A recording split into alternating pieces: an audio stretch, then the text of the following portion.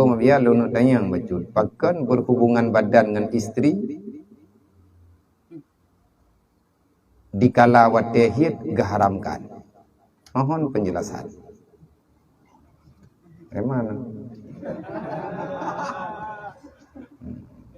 Nyo thabak tak larang tak larang dia tak pegah walaupun nau dah nampung. Pun tengok dia karayu ni.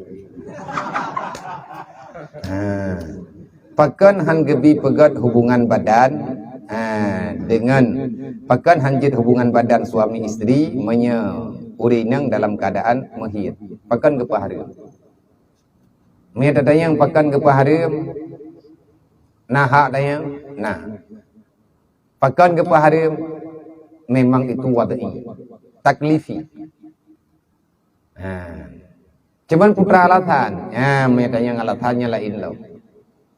Dikarenakan darah haid itu adalah darah kotor, di dalamnya banyak bakterinya.